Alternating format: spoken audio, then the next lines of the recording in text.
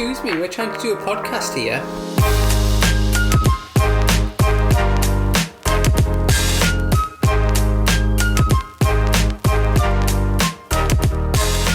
Hi, I'm Mickey. And I'm Brett. And you're listening to The Hard Life of Strawberry, Episode 3. So, if you are joining us from Episode 2, you will have just heard about the start of our HG journey and I guess really the first hit of pregnancy. First symptoms. That's when, I don't know, I guess you could say it started to feel a bit more real. Yeah, and how it kind of, those first kind of 6-7 weeks took over your life. Well, to be fair, it didn't stop there. So obviously, as we mentioned in the last episode, unfortunately, I had sickness through, I would say, 90% of pregnancy. I think the only time I eventually felt better was, well, after she was here. Oh, no. Give yourself some credit. You had like 2 or 3 weeks in between. I did. I had a teeny amount, which... We digress. Let's get into this episode. So we are going to be talking about our first scan, which just so happened to be a private scan because we're impatient and a little too much impatient. Yeah, we really wanted to know, like, you'll probably understand this if you're either currently going through this or have been through this. Those first sort of 12 weeks until you really start to see something, you almost question if you are pregnant because you can't really feel anything. Like, granted, sometimes you might have pregnancy symptoms. You might feel hungrier, tired. Obviously, I had sickness, but there's nothing physical to see or hear, but you've just got to trust that these pregnancy tests are telling the truth. Yeah. So I guess in a way, sometimes you just question it. And so apart from us being impatient, I had the job that I was at the time, a photo shoot coming up, like a business one, and it was kind of like a weekend thing, so stay over. Stay, wasn't it? And because I knew others would be drinking, and obviously I couldn't, I was pregnant, it felt weird to me just to say, well, no, I'm not drinking. I didn't want to seem like I was being awkward or... Yeah, it was almost going to be a little too soon to tell people as well. Yeah, so... Or what we thought was going to be a little too soon to tell people. Yeah, so I think we wanted that reassurance from a scan so that when I did tell... it was 100% for sure that we're having a baby. Yeah, there was something there. Plus, as I say, it's very exciting. Yeah, those first 12 weeks... It's a very long time. I mean, it's practically 3 months. How do you keep a secret from all your friends and family for 3 months? That you're just dying to tell people? My response to that is avoid them.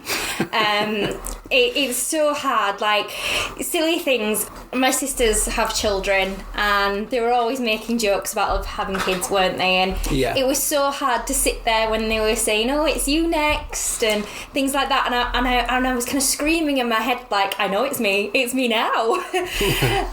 Yeah, we found out in April, didn't we? Yeah. And it had just been that it was Easter, wasn't it? Yeah. And we'd just been over at your sister's house for like a big Easter egg hunt with all the kids. Yeah, we do it every year. We do the Easter egg hunt, and I so wanted to tell them, but we were also dropping hints every 2 seconds, like, ooh, when you having a baby, is it your turn? Are you just gonna give us some baby cousins to play with? Yeah. Yeah, there was definitely lots of hints, wasn't there? So it was really difficult to keep it quiet. It was almost like they knew, but obviously they didn't. Yeah, they didn't. Just the thing as well, there is a high chance you will actually hear our little girl in the background because she's supposed to be sleeping. She's currently wide awake. But she's actually sat staring at us. So fingers crossed she stays nice and quiet in her mama-roo over there. We may have to break off and kind of see to her halfway through, but you never know. We might get through and she might fall back asleep again. Just quick side note, if you are having a baby or have a baby and this is not an ad or sponsored in any way, shape or form, get a mama-roo. Mama-roo is the second mum in this house. The 4 mums mama-roo has saved our butts many times. So we have a bit of a Velcro baby. So it's just nice, you know, if you ever need a cup of tea, just 5 minutes to yourself or whatever, Mamaroo. If you don't know what a mamaroo is, it's basically a motorised swinging chair that'll do a kangaroo motion, car motion, although I don't know how it's called a car ride when, if you ask me, a figure of 8 is not a car ride. They'll do up and down, left and right, you name it.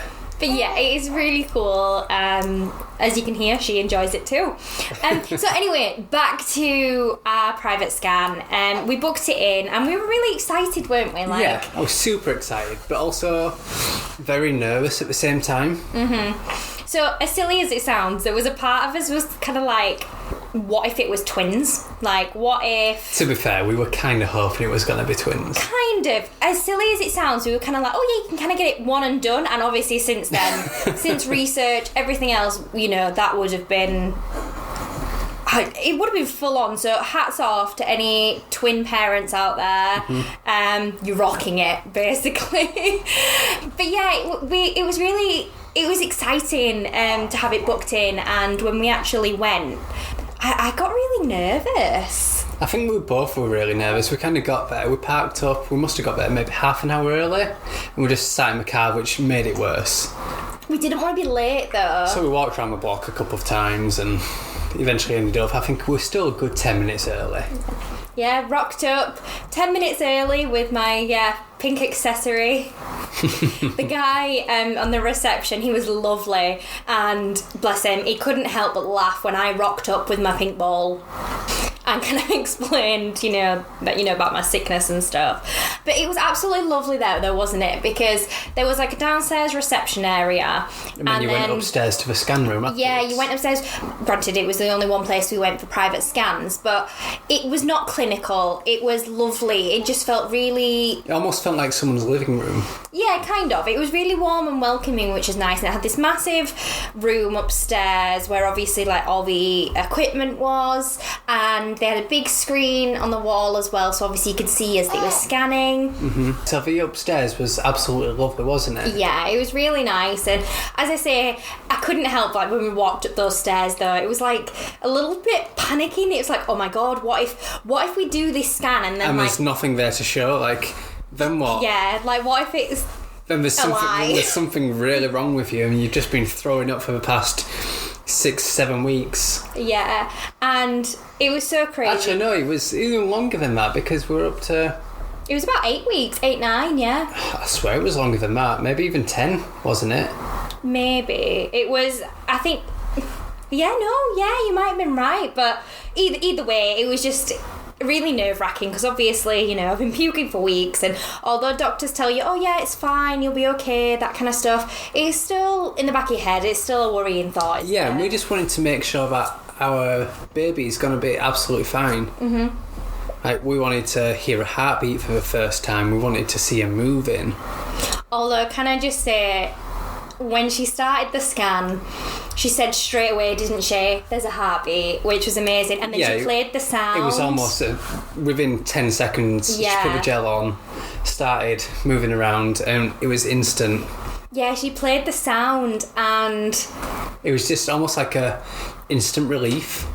Yeah, but like, do you not think it felt like the most surreal thing ever? Yeah. I was like, although we know we're pregnant, we've taken tests, it's like, I'm hearing this now and I'm like, and it made me laugh because I was kind of thinking in my head, I was like, are you sure that's not my heartbeat? Like, are we sure what this is? Yeah, it was a strong, healthy heartbeat, wasn't it? Yeah, and it was really funny. So the woman turned around to me and she was like, because you've got to drink loads before you go to your scans, especially when they're smaller. She's like, oh, your bladder's actually a little too full. Yeah, so she was like, oh, go to the bathroom, it might get your baby kind of moving a little bit more.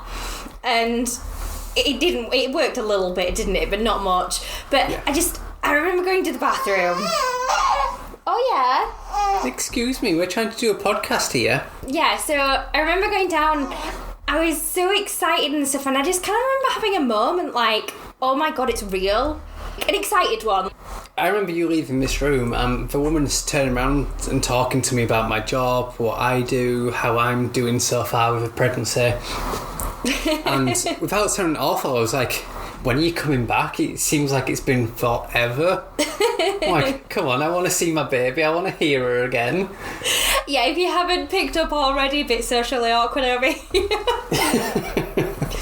No, but yeah, I came back into the room though, and we saw, I was going to say the baby, like the baby didn't have a name or anything, so we saw our little strawberry again on the screen, and it was really nice because she kind of took loads of like screenshots, and I don't know what the actual term of what they do. Although, let me butt in and just say, it was a little bit disappointing when we found out we were only having one.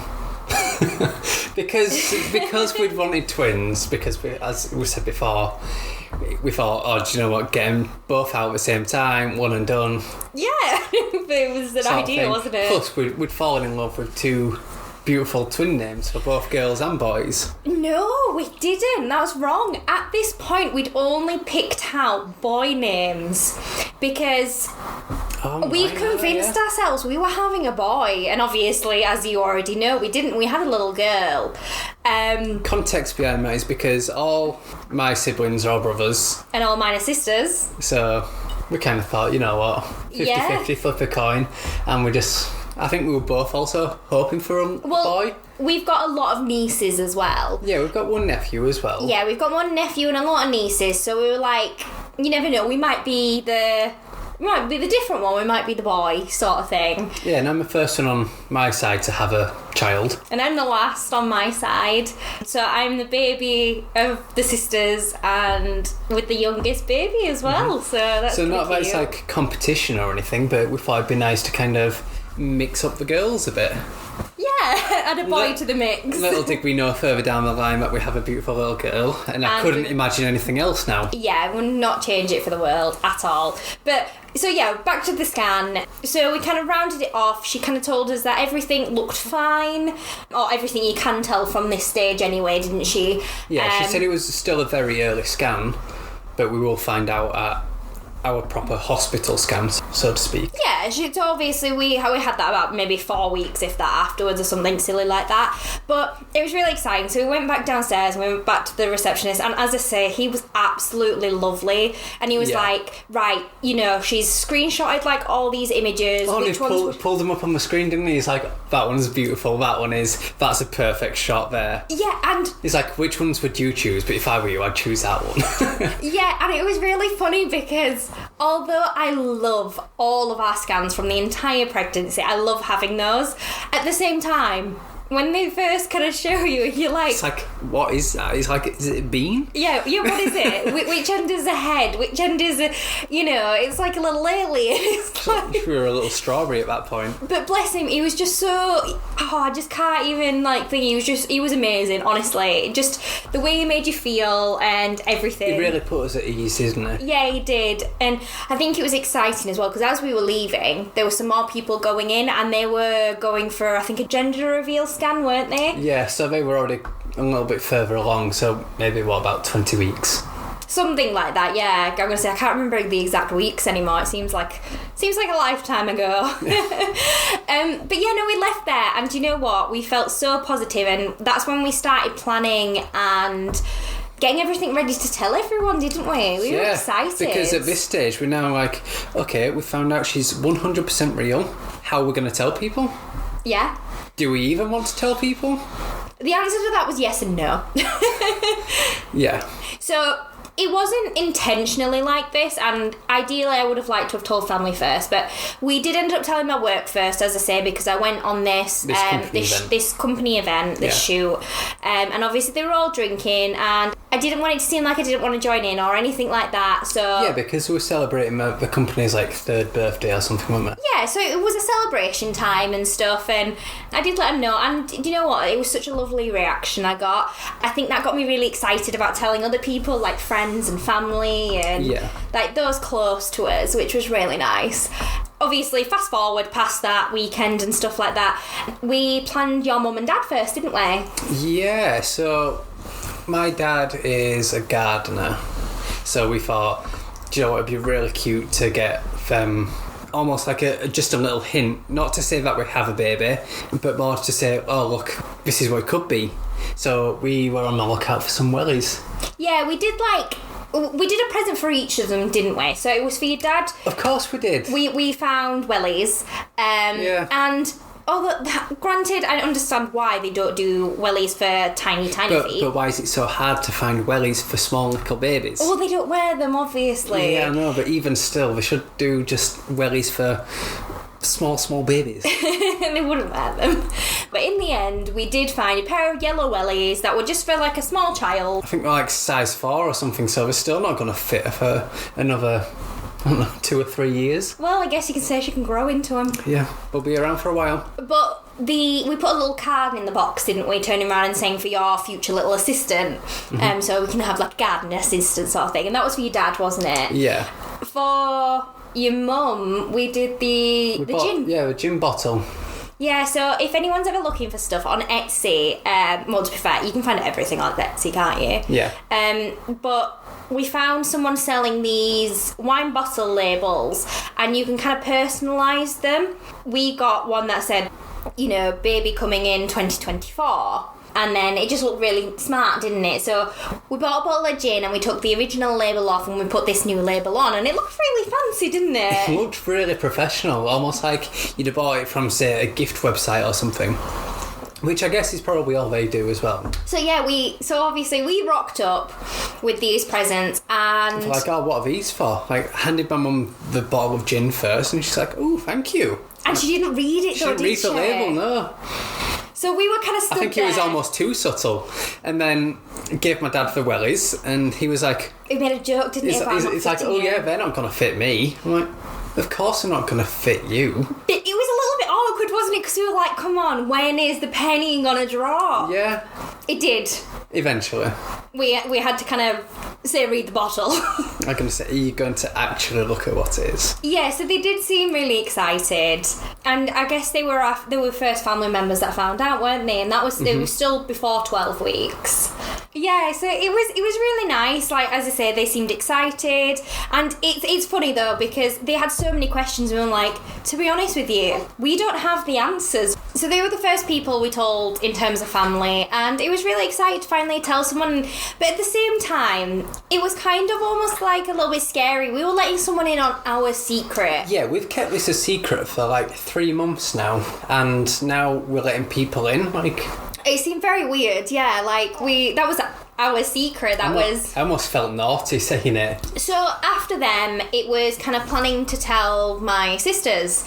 We were trying to be a bit cute, so we were trying to make every person that we told kind of like this individual, and like personalised sort of. Yeah, just made it special. Not an experience, but yeah, like a personalised message sort of thing. So when I was little, my nan used to tell me and my sisters stories that she made up, and she called them the snaky stories. And I thought, how amazing would it be if I could incorporate her still into this pregnancy, because although she might not be around, she was a huge part of my life, and I wanted to incorporate it somehow. So I thought, what if I wrote a snaky story, get Brett to design it, because he's a graphic designer, give it to them as a book and just say, look, I made a little book, and in the book it tells them we're pregnant. Yeah, so it went across like all the different areas, went to each one of your sisters, then ended up at our house. Yeah, so, and it worked really well, and in the end it kind of turns around and says, oh, there's a new little snaky ready to join the family. I spent weeks working on this, didn't I? And then you did as well. To be fair, I think even you illustrated the snake on your iPad. Yeah. And then I just did the backgrounds. Yeah, you did a really good job with it though, and it looked so good. Obviously we're biased, we made it. It did a really good though. But then I didn't seem to see my sisters for ages. Like, they were really busy, or we were busy, weren't we? Yeah, we were. So I managed to see one of my sisters. We went out for a walk with her husband and her little girl. And went out for a day trip, getting some ice cream. Lovely day. Yeah, it was a really nice day, really sunny and everything. And on the way there, you just kind of I handed passed it to her her. Snaky story. Yeah, I handed her this little book we made, and I still have written a bit of a book. Have a nosy, and she sat and she read it, and then she kind of looked at it, looked at me. And it was like that moment of... penny dropped. Oh my goodness, oh my goodness, oh my goodness. And it was so funny. So we were sat in the back. Brett and her husband were sat in the front. And I kid you not, I think she nearly knocked out her husband to throw this book at him to show him. And she was like, oh my god, look. Yeah, read it now. So obviously you read it, and then obviously that's how we dived into, there was lots of congratulations and excitement, and telling my niece as well, who's 6 at the Let's say I was driving down the motorway and my husband's like shaking me like, oh my god. It was more safe than you think, do not worry. Safe driving. But it was really exciting, and then I told my niece as well, and we explained to her kind of like that I had a baby in my tummy, that kind of thing, and she was so excited as well, and it was so funny. Her attitude was, it has to be a girl or we're not allowed it, basically, didn't she? Yeah, she needs to be able to teach her things, how to play with dolls, how to brush her hair. Yeah, she just wanted a girl. Yeah. And then it was a real shame because I still didn't see my other sister for a few weeks because her kids had been ill, and as I say, just life and being busy, wasn't it? So in the end, I did just send her a picture of a scan. I thought you sent her a story. No, I sent her a picture of the scan first, and then I got this phone call with the biggest shriek down the other end of the phone, pure excitement, and then I sent her the story, and I said how I wanted to give you this in person, but we've not seen you, so and I said I didn't want it to be the case of everyone else knew apart from you. Yeah. How did I tell my other brother? Oh yeah, you saw Brett's brother. I forgot about that.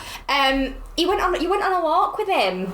This makes it sound like we go for really loads of walks and stuff. We really don't. No, we don't. We just so happened to go for like 3 walks within the space of a few weeks. Yeah. But my brother, we don't really see each other very often. Maybe like once every month and a half, 2 months. Yeah, something like that. He's just very busy himself. We're both very busy with work, and then when we get home, obviously, we kind of don't have that much time. So one day I just kind of planned to go and see him after work. Went for a walk, kind of like in the middle of us both. It turned out it was like this huge hike. We got talking, kind of got to the top of this ridge where it kind of looked over. Almost kind of similar to where you told me. Not as good though. Not as nice, because you could kind of still see the motorway in the background, but it was still quite a nice location. Yeah, that's not talking it up. Ours had a beautiful valley. You had a motorway. Yeah, okay, fair enough. Let's not call it beautiful then. Let's just say it was a nice view. Yeah. Anyway. So I told him, and he was like, no way. He's like, I'm going to be an uncle. Like, gave me a big hug and everything, congratulated us. And then I think within 10 seconds he was on the phone to his wife, shrieking down the phone. It's like, oh my god, guess what?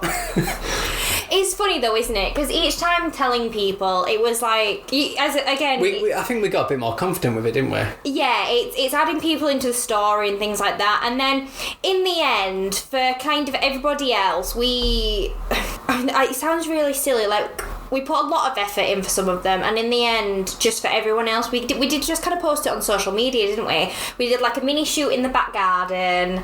Yeah, with our pregnancy photos. Yeah, with like our scan pictures and stuff. And to be fair, you've seen these pictures. One of them is actually the artwork for the Hard Life of the Strawberry. Yeah.